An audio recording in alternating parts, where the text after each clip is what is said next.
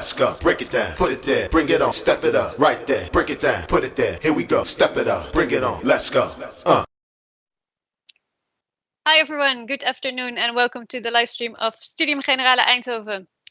Today we are going to discuss a topic that will probably have been on all of your minds quite a lot this year, which is your personal well-being.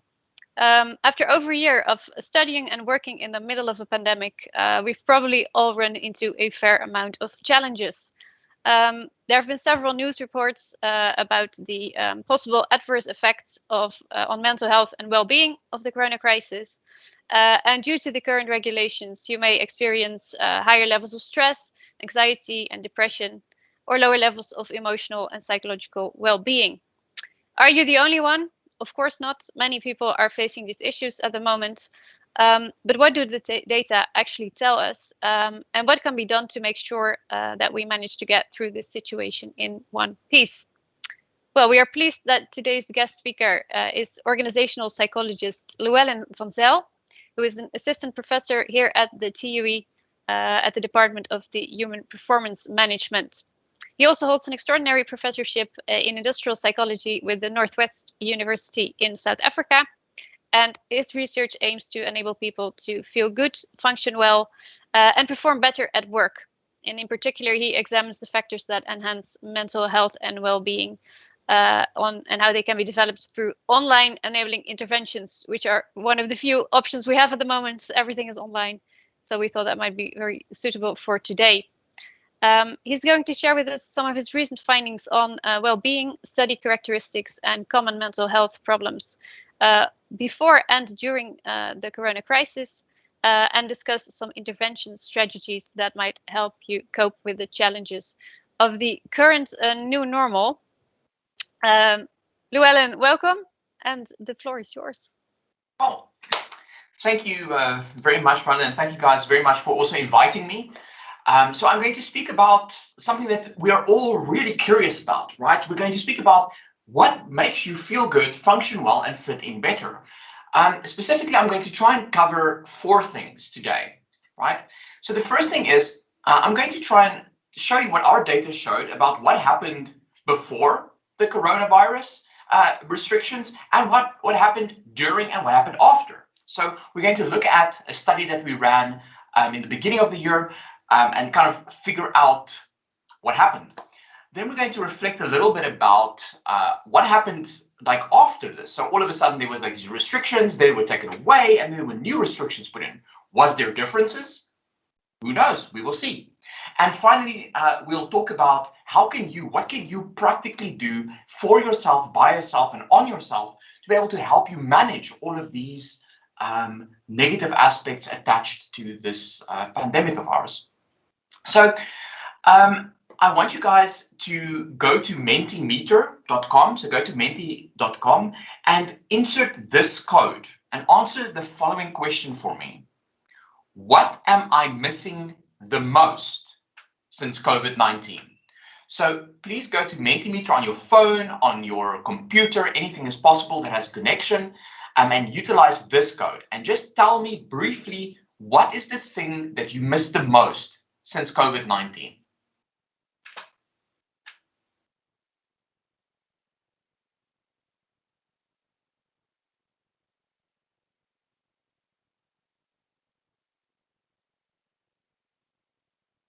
What I personally find usually very meaningful is what I miss the most is kind of having this ability to just go to my friends and talk to them and missing human contact. These are kind of things that I personally miss very much from this whole corona situation. And I'm curious to see what you had. So we got some person is missing the city. Great.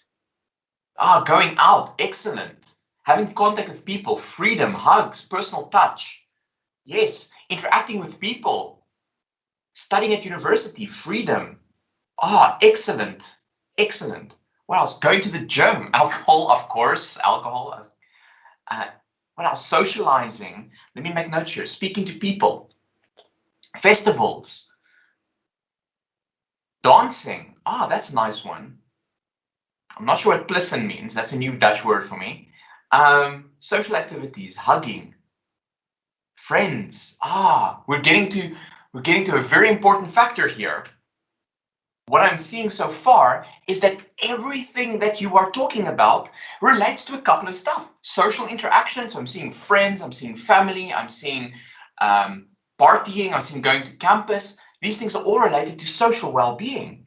I'm seeing like also going out, doing things what I want, where I want, how I want. That's autonomy, right? That is one thing that was super impeded because of this. What else? Face-to-face interaction, again, yes. And I'm seeing here doing fun things, like going to festivals, having a beer, playing games with my friends, open borders, traveling. So you guys are mentioning 3 things that are super important. 1, social interaction, social well-being things. I'm seeing pleasure stuff. So I'm seeing things about doing things that you find fun and meaningful, right? And I'm seeing autonomy, wanting to be able to do what I want, where I want, how I want without restrictions. These are super important factors. And we're going to come back to this throughout the course of this presentation. So I'm going to just take a screenshot. There we go. And I'm going to refer back to this as we go along.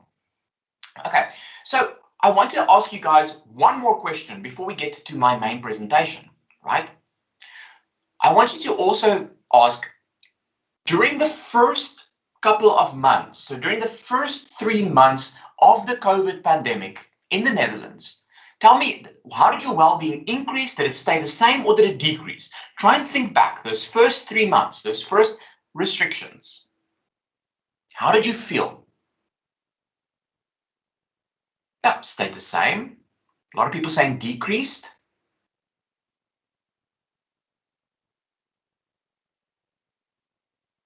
Oh, quite a lot of people saying decreased. Stayed the same, stayed the same.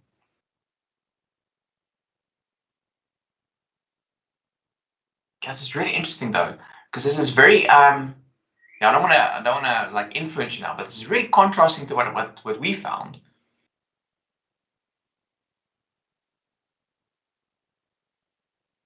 Oh man. Okay, so it seems almost like stayed the same or decreased is kind of the main trend here.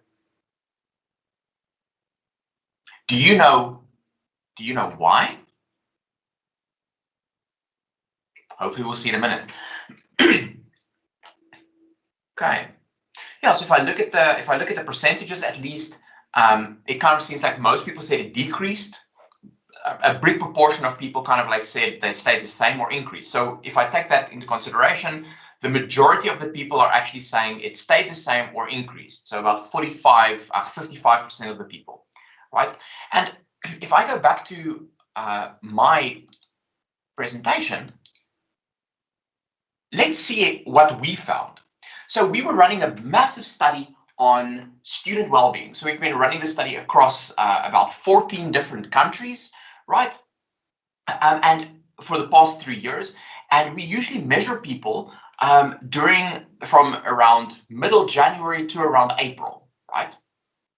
So we were running our study, and this is kind of like the second time that we are doing data collection in the Netherlands, and we found something really interesting. We got these 4 weeks before the COVID restrictions were in place, not knowing it would happen, of course. All of a sudden, wham, bam, thank you, ma'am, in the middle of our study, COVID restrictions were implemented, right? And then we were like, what are we going to do with our data? We continued asking the same questions over this course of these 3 months, right? Because I mean, we still have to complete our study, right? And we didn't know what to do. So we then we sat with a very nice data set to kind of figure out, to see what happened before these restrictions were in place and what happened afterwards. And I think the results are going to surprise you. So we measured study characteristics on the one end. So these are things like stuff that happened at the university. So study demands, right? These are things like work pressure, time pressure. I have a lot of assignments to do. I have a lot of work to do, right? This is demands. And we have some resources, which is the amount of information that you have had available for your studies. Do I have opportunities to grow? How much does my lecturer support me? And how much support do I get from my peers? So as you can see, during the first part of this process, it systematically actually increased, which we know, because in the normal traditional way, we know that in the beginning of a semester or a quartile, you have no demands, and as it goes up, as the quartile progresses, you get more and more and more demands, and we also know that these demands have a negative effect on your well-being, right? But as you can see, as soon as the COVID restrictions hit, you see a slight change that took place. So where we would expect a linear growth in your demands and work pressure, we see at the restrictions, it kind of decreased to the level where it was before. In terms of the resources, we kind of see the exact opposite trend. So traditionally we would expect that you would think in the beginning of a semester that you have all of the information available to you, but as you go through this process, you kind of realize, oh, I don't know what's going on. I don't know where the assignments are, where the literature is. I don't know how decisions are being made in the course. So we always see a linear decrease in time. What do we see here? As soon as the COVID situation hit, what happened? The week after that, and a month after, it actually increased again. Do you know why? Because the university started to communicate to each other, to you, a lot more actively and effectively. Growth opportunities. We would kind of like see usually like a linear, like it usually stays the same, which is kind of like interesting here. We see a decline, and then again a similar trend to information availability. It stayed relatively the same. It came back, so it increased. Lecturer support dramatically increased. We always see a downward trend here as well. Here, up until the COVID restrictions, was pretty much the same. You see a linear straight line trend, and then all of a sudden it increased. Contrasting though, because you were taken away from your friends, what happened, right? Boom, it stayed the same, right? So from the study characteristics, you kind of see that your demands pretty much were leveling out, and the stuff that the university did usually kind of increased to be able to help you manage this massive transition. So how did this affect the negative stuff in you, right? So again, if we look at common mental health problems like your anxiety, that feeling you get that there's a lot of uncertainty and your heart starts to pound a lot faster and your hand starts to sweat because you're unsure about what's going on. Depression, feeling down, disconnected, and stress. I mean, you guys are experts in stress, right? So we kind of found that everything decreased. Depression stayed the same, right? But we kind of found that anxiety kind of leveled out a little bit. So 0 here means nothing, and 4 on the scale was like a lot. So it actually decreased. Depression stayed the same, right? And we also found that stress decreased. Why? Because all of a sudden, what happened? There was uncertainty, your assignment stops, the exam stops, all of these things stopped, and therefore you just kind of leveled out. So we found that actually, in terms of these common mental health problems, it was actually beneficial. And I'll explain the reasoning behind this in a minute. If we look at your mental health, right, so that was the negative stuff. So these are the things that affect how you think, feel, and function.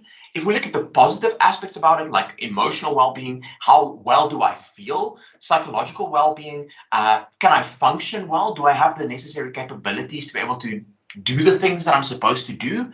And social well-being, which talks about, do I actually have the social resources? Do I have people around me that can able to assist me? So if we take an aggregate of all of this, we kind of see mental health decreased during the first couple of weeks of the pandemic, and then all of a sudden it stayed the same and increased a little bit, right? So it was pretty much stable over time. Emotional well-being stayed pretty much the same, and psychological well-being actually increased. Why? Because all of a sudden, all of that study-related demands and things were taken out. So therefore, you could focus a lot more on the things that will help you function well, right? The other component, which is really interesting, is because in the news, they consistently indicated that people will suffer. They don't see their friends and their family.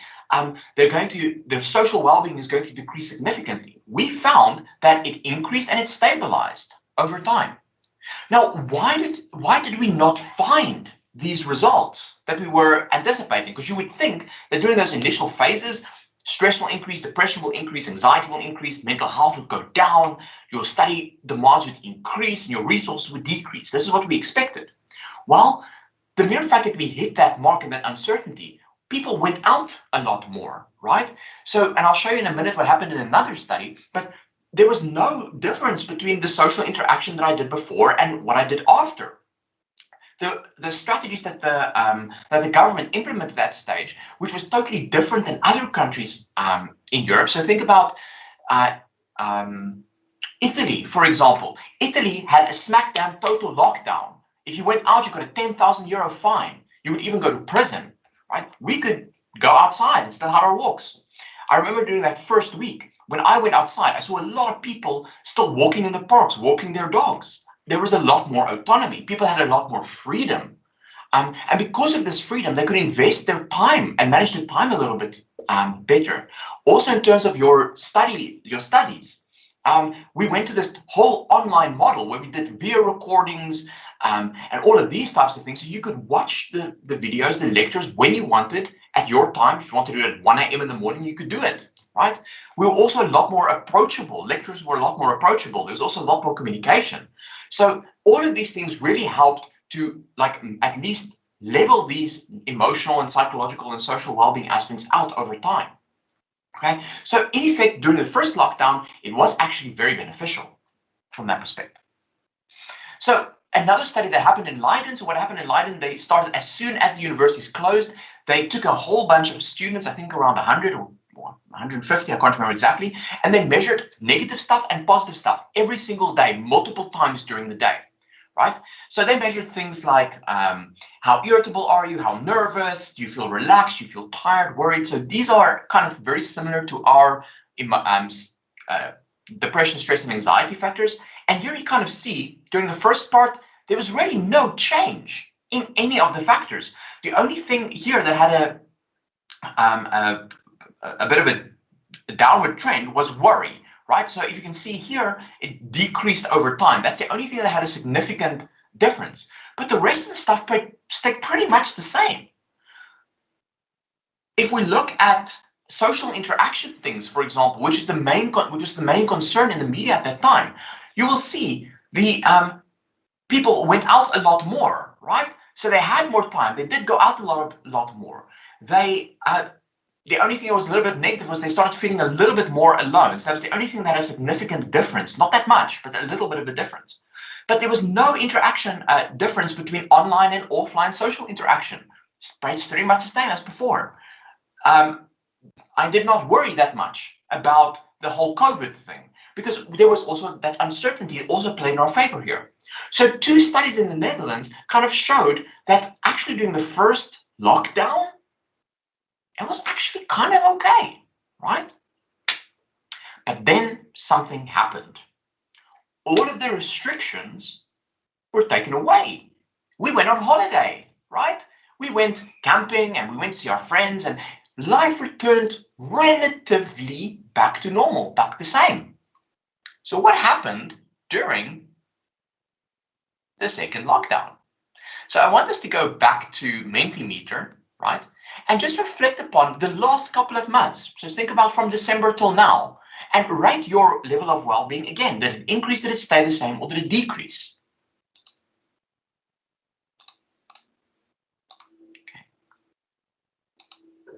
Right? Decreased, yes.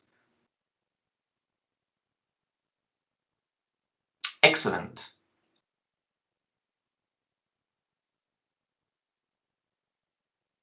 Stayed the same. Decreased. Oh, increased. Interesting. While you guys are voting, I'll tell what happened in my life. So for me, it was exactly the same. There was a lot of stuff in the beginning where there was uncertainty, right? But I had a lot more autonomy. I could stay at home. I could work from home all the time. I didn't have to see anybody, right? It was really fun, and I could manage my time more efficiently, right? It was really okay, right? Then exactly what you're doing right now happened to me, right? So almost everybody felt like the second wave hit them super, super hard. Where in the beginning, we could see from your own responses, stayed the same versus increased was 55%. And now it's totally the opposite. It is literally everybody, the most people kind of suffered. And that happened to me as well. I also started feeling lonely and depressed and isolated, right? I felt totally disconnected. So this trend is exactly also what all international research has shown us. So I'm going to go back to my screen, and thank you for sharing your well-being with me. So, like I've said, this is what happened to my life, but let's see what international studies showed, right? So our own research, as well as studies in Poland, in Czech Republic, in Belgium, there was 3 studies in Germany, which is a little bit different than student well-being, but it's like overall well-being. We all found exactly what you've showed me now. We're all suffering. We're feeling disconnected. We're feeling unwell. We're feeling like the whole life is imploding. We found a significant increase in common mental health problems, especially in more individualistic culture. So, for example, in Western Europe versus Poland and Czech Republic, for example, where it's a little bit more collectivistic. We make decisions based on the group. Here we make decisions based on me. Right? We found that this stress, depression, anxiety increased significantly during the second wave. Your ability to cope with these things also decreased a lot, because before that uncertainty, we thought about it, it will be temporary, and it will eventually pass, maybe in this next year. But all of a sudden, now we don't have that anymore. Our coping abilities are gone. On the positive end, though, so these are all negative stuff. Some research has also shown that people's hope and resilience increased during this time. So despite all of this negative stuff decreasing, my ability to think, it will eventually be okay, increased significantly. My ability to bounce back after these super awesome, super bad negative events also kind of increased. So resilience is how fast you bounce back after these negative experiences, right? But why is this the case? So why did we see these changes in the beginning versus why did we see like these negative changes during the second wave? Well, it all has to do with how it was managed. Think about it from this perspective. In 2008, the 4 major banks in the US said, if we do not increase consumer spending, remember, banks, very authoritative, right? They're like, if they tell something, it has a lot of impact. They said, if we do not increase consumer spending, what is going to happen? There is a slight possible, maybe, kind of, perhaps a chance that we might go through a recession. Now, if 4 banks tells you that we are going to go through a recession, what are you going to do with your money? Exactly. You are going to keep it. You're not going to want to spend it, right? And because of that fact, we went into a recession. Of course, there were other aspects like the fall of the housing market and things, but that was one of the major contributing factors. And the same mindset, the same thing happened here. It was communicated from different sources that after the summer, we might hit the second wave, but we will be able to manage it quite effectively. But because of this, you created an expectation or experience that it will be fine. It reinforced that belief that you had in the beginning that you are going to be okay. And unfortunately, it didn't. It became worse. In the beginning, the government said, we're having this intelligent lockdown because we're smart people and we will keep to the rules. And then all of a sudden, during the second wave, hard lockdown. Everything is closed. You can't go outside. Stricter requirements. So all of your freedoms were automatically taken away, right? In the beginning, it wasn't that case. You still had all of your freedoms. Now it was taken away. And because of that, you started to feel like you have this inability to cope. You started to feel isolated and disconnected, right? So this massive change really has to do with all of these new restrictions that was taken in place, but also with regards to your expectations about how this thing is going to play out. Right? If we look at countries like the US, for example, where towards the end they started hammering on how serious it was, right? This had an impact. If you look at that bell curve, as soon as they started hammering on the seriousness of the matter, it started changing. There was a downward slope. So if we made this, I can use maybe an example closer to home. In the beginning of the pandemic, for example, Germany didn't suffer as much as we did, right? If we look at the numbers. Why? Because they actually implemented policies and strategies to make this situation sound a lot worse than it is, right? That's what they did in the beginning. And that had a major impact on how they also followed the rules, right? So the seriousness of the matter was a lot more hampered.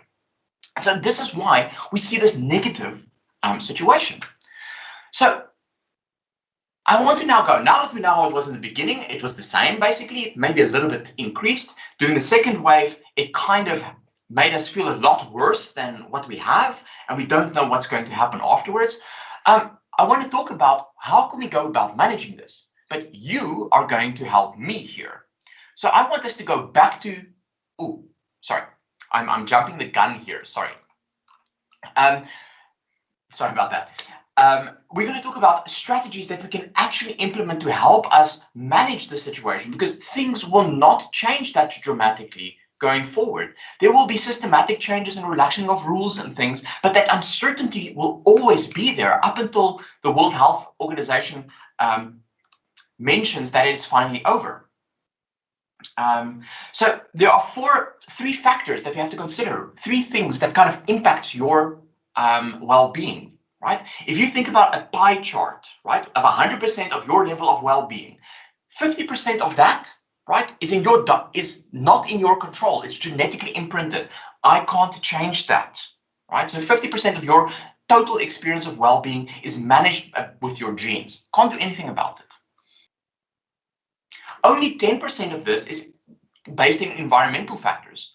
So this COVID situation, right, it is affecting you negatively, right? And it is perhaps triggering the lower end of your genetic set point. But only 10% of these environmental factors influences your level of well-being, right?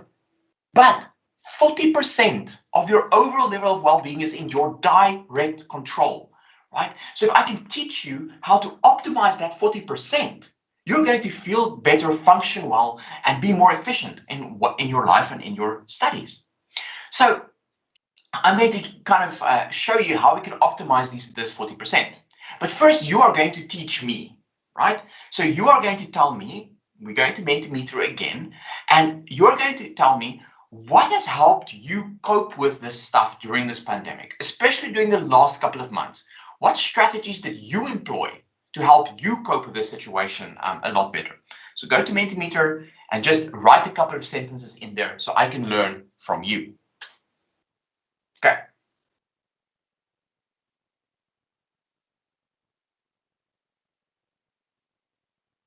While we're waiting, I think I'll tell some of the things that I've been doing.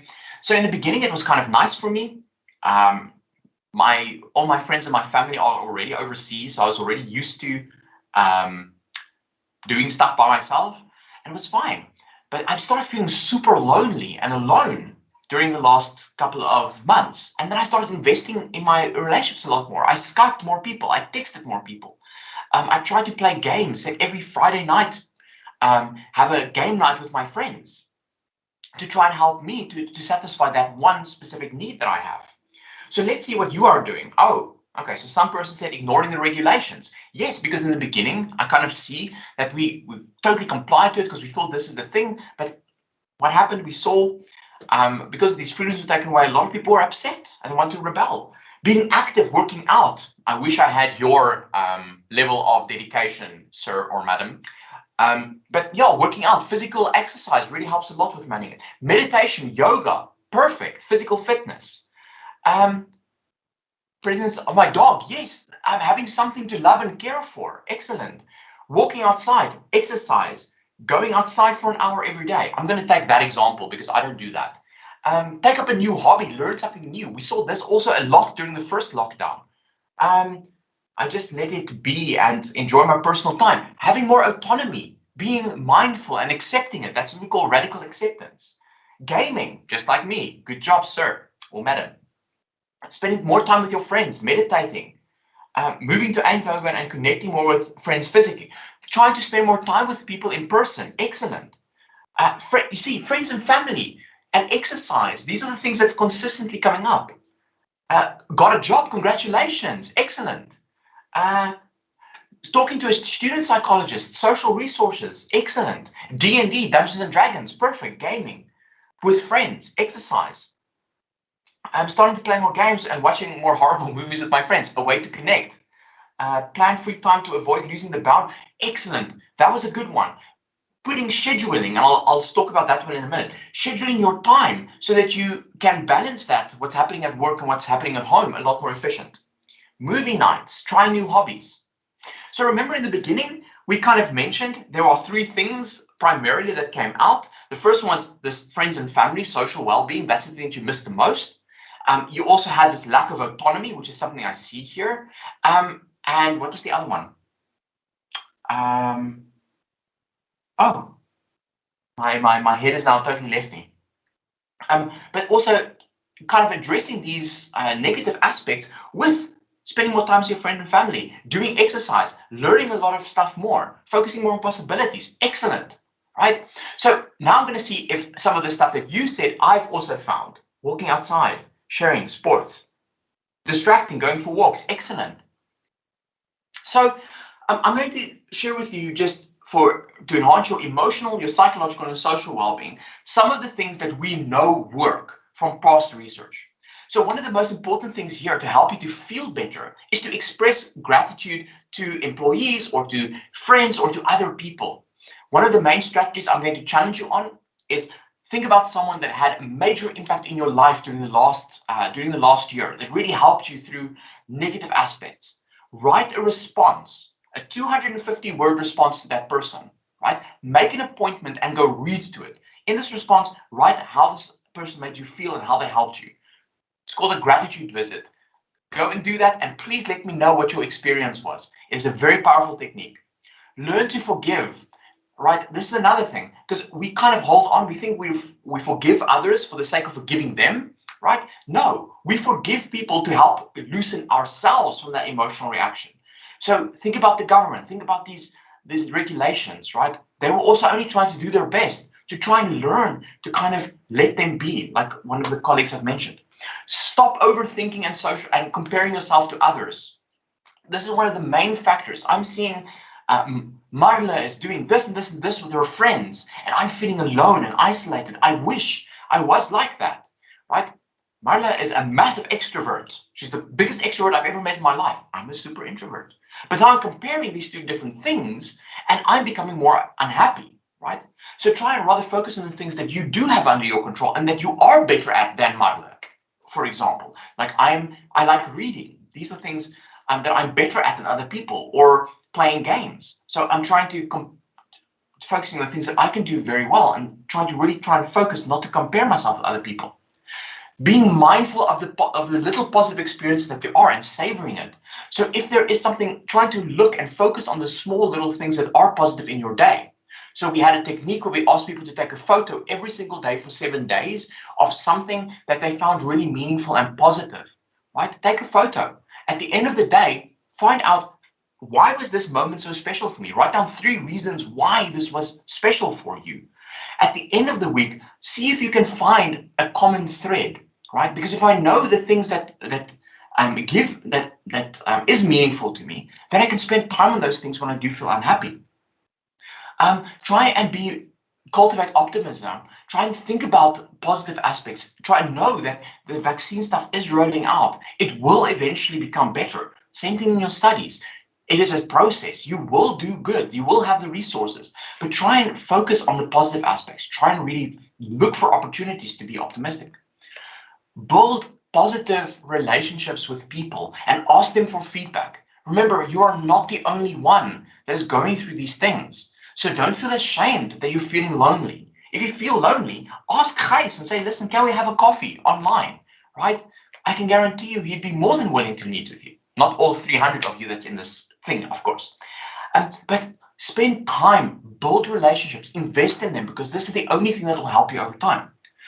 Learn from your successes and the things that you're failing at, right? If you tried some things, maybe you asked people to hang out with you and it didn't work because they might be afraid of the COVID stuff.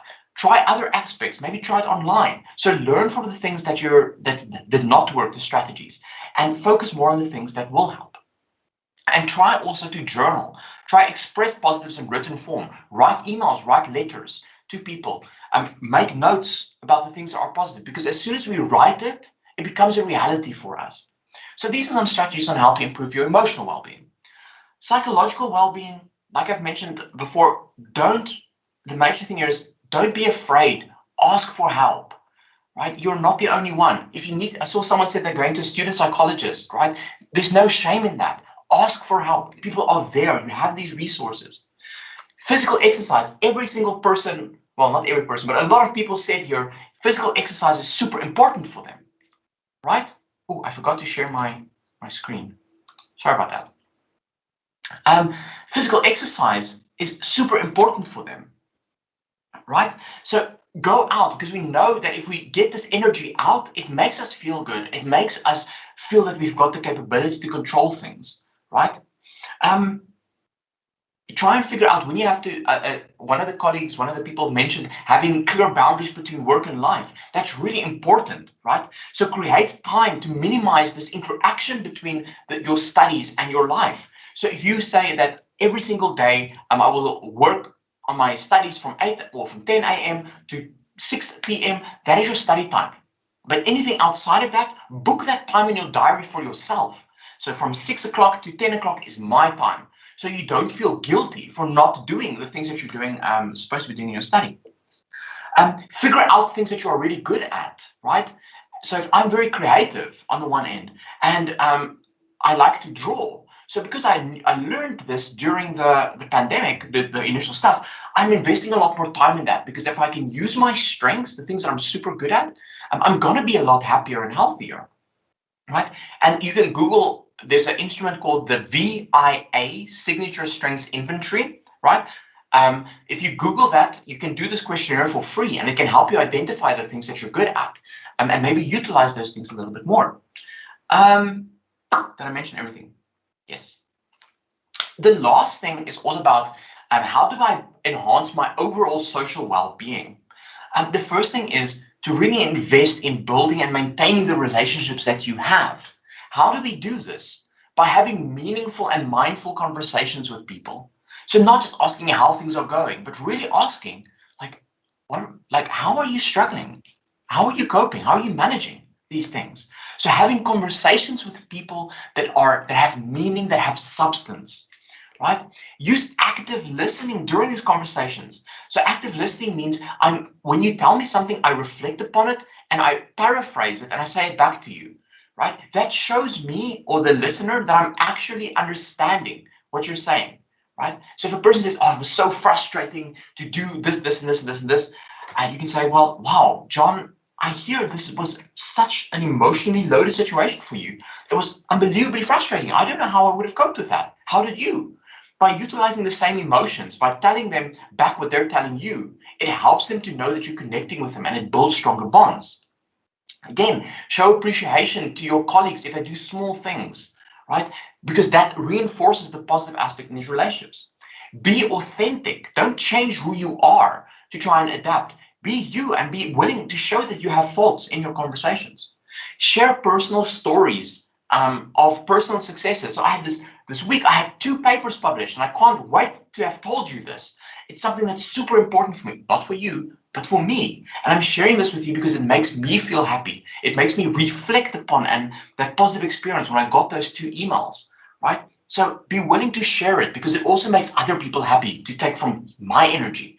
So if I'm sharing how happy I am, I can guarantee you sitting there and you're smiling on the other end, because you're also getting something from me.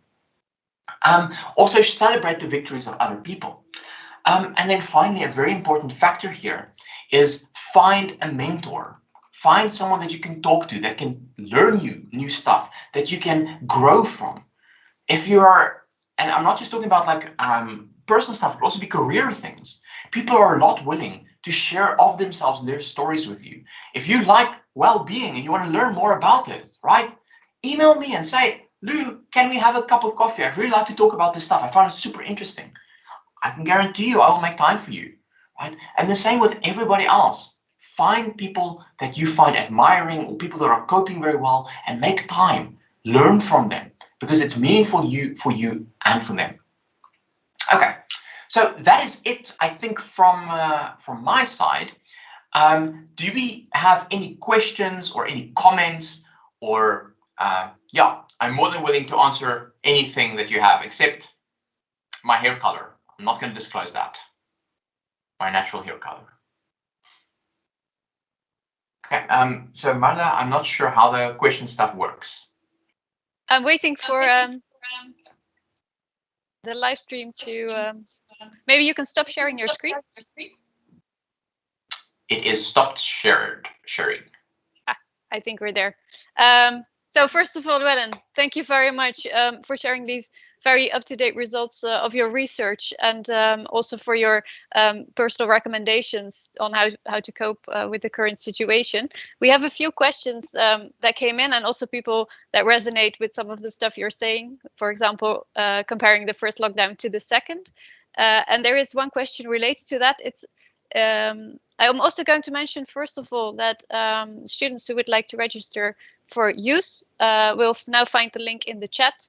But of course, we have a bit of time to address some of your questions as well. So the question, Llewellyn, is it possible that the perception towards factors like social well-being changed in the first lockdown, since the perception of these factors could be relative to the situation people live in, and the situation changed? Meaning people started to see things relative to the situation, for example, with thoughts like it could be worse because corona, etc. And then the final question is, are changes in these factors actually a representation of real change? So I don't know if you can dissect some of the elements in this broad question. Yeah. So I think the first part of the question, if I understand it correctly, is did my perception of these things change, and how did this then affect how I saw things going on later, right?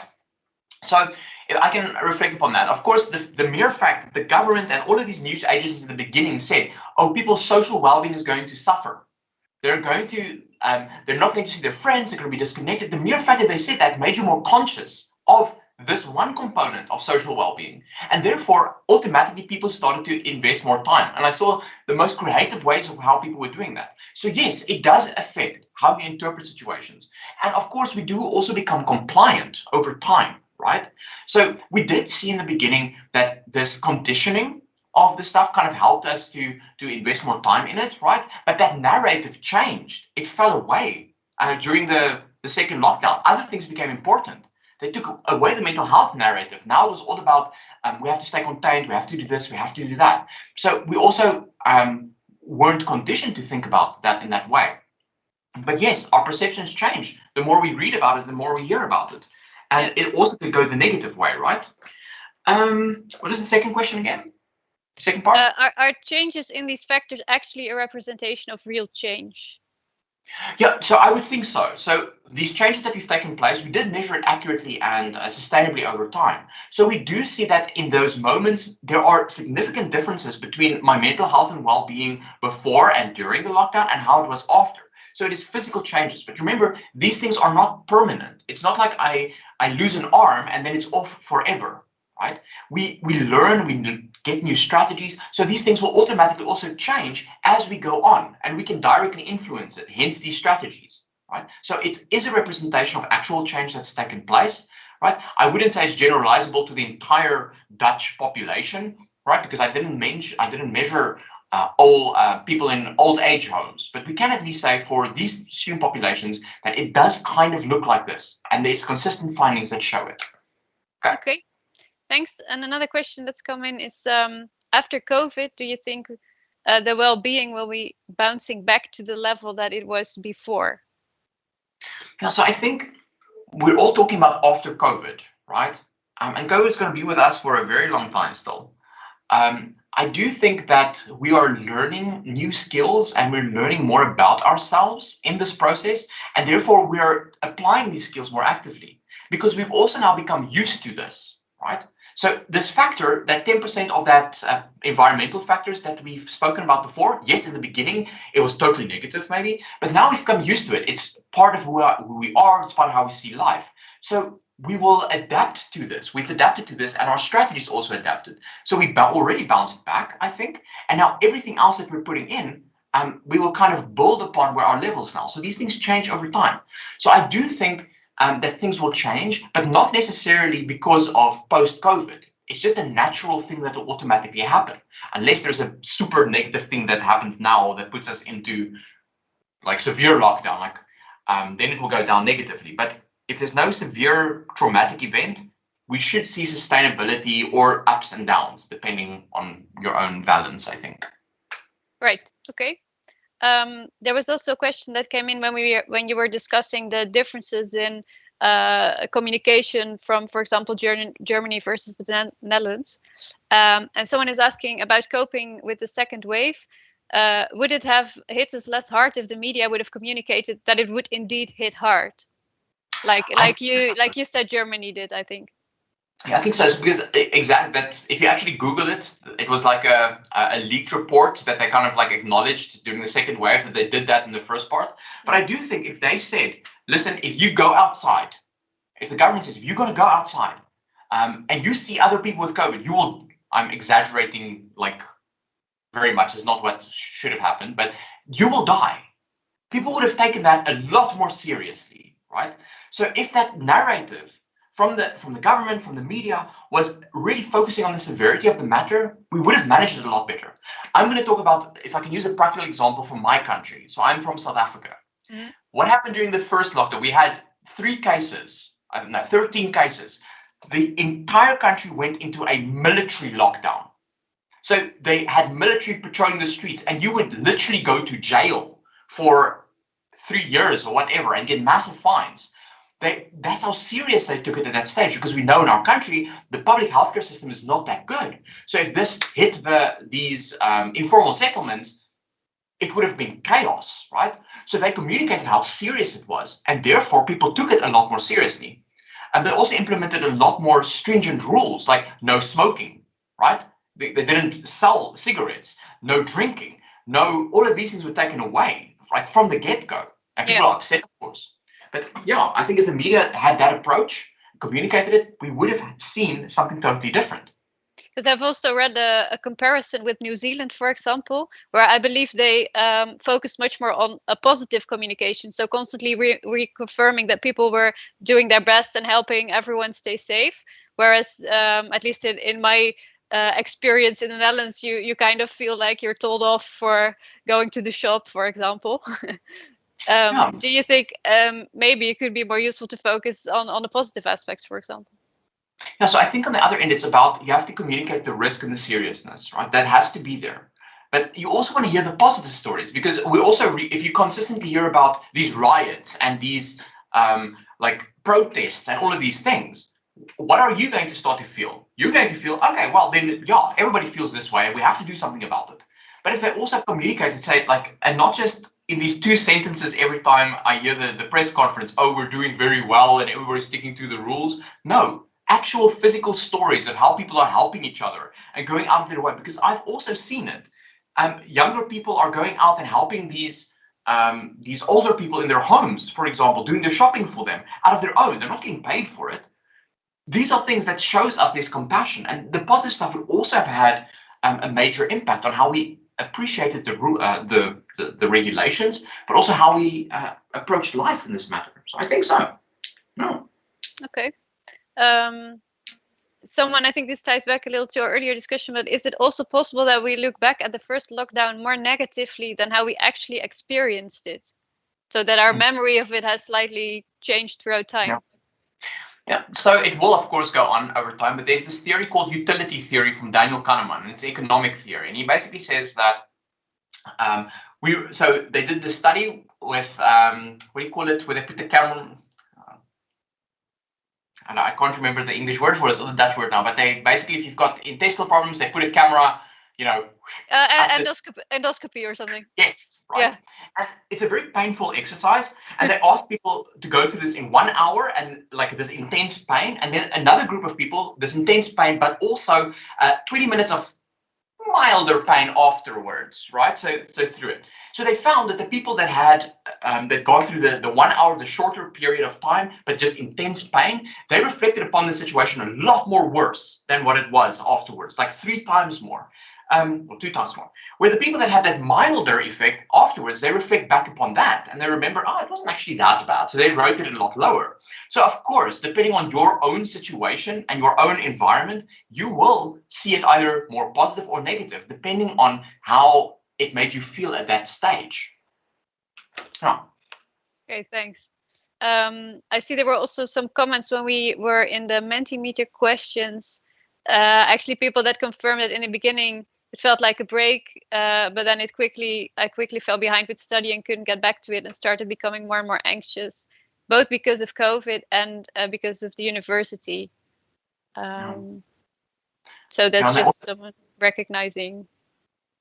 Yeah, and I mean, it's also because remember, it was also a massive physical change, right? So the exams were all of a sudden online, and now some things are proctored and some things are not. And so it was all of these super major changes that took place at the same time. And of course, it would have affected you negatively. Some people that, for example, creative people that are more open to experience and flexible, they would have liked this a lot more, right? People that are more structured, for example, more conscientious, they do not like change that much. So that would have affected them again a lot worse. So again, it's all about how you interact with the system. But yes, it was a major shock to the system. And of course, it would have affected you negatively. I was curious myself whether you also made any observation between the differences maybe between international students and Dutch students, because I can imagine it's quite a lot harder for the first group, especially if you arrived in the Netherlands this year in the middle of COVID. So in preparation for this, we have data from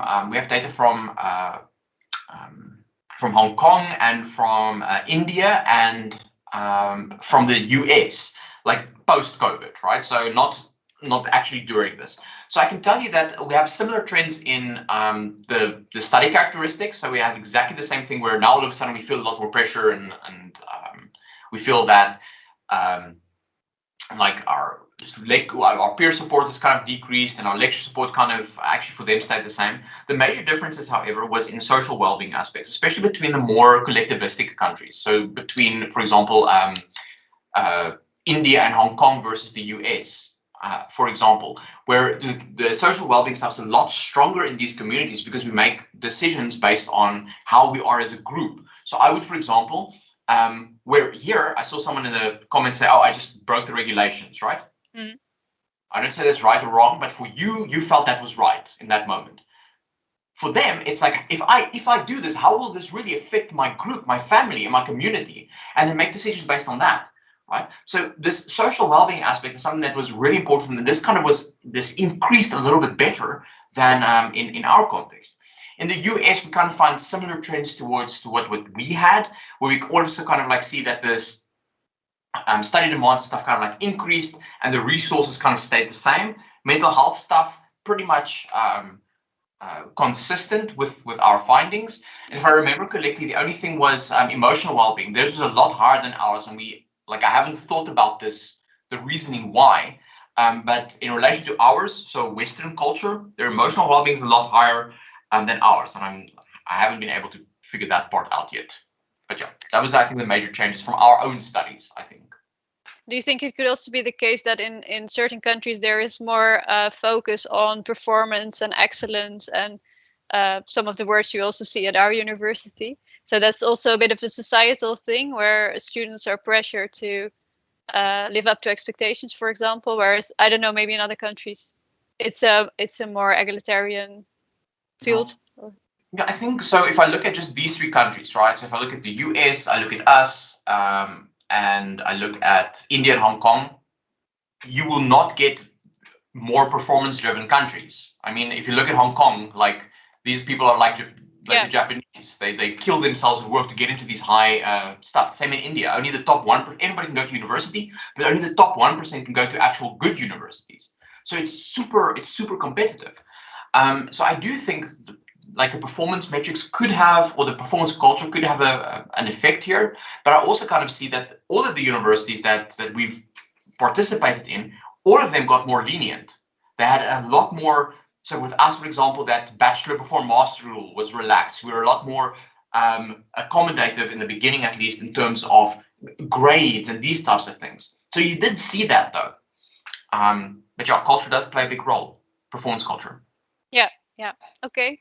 I think that's going to be it for today. I see that we're running out of time. Thank you so much, Llewellyn, again, for joining us here in the live stream today. I hope many of the viewers will have gotten something useful or some useful tips to take with them over the remaining months of the corona crisis, or the remaining years, as you say, because maybe it will just be part of our life for quite a while still. If you have any further questions, to the viewers about any of the issues discussed today, the university, of course, offers support in the form of, for example, student advisors and student counseling. So we are sharing a link in the chat that will lead you to additional information from ASA about this. Thanks for your questions and participation in the Mentimeter as well. And if you're looking for some more personal or positive input, I can recommend the Conduct Festival that will be taking place this evening, organized by Lucid and also joined by Studium Generale. And our next lecture is on Tuesday, so we're a day earlier than usual, when we will be receiving an international guest, Dr. Camilla Pang, who will be speaking about her book, Explaining Humans, and her experiences as a neurodiverse researcher.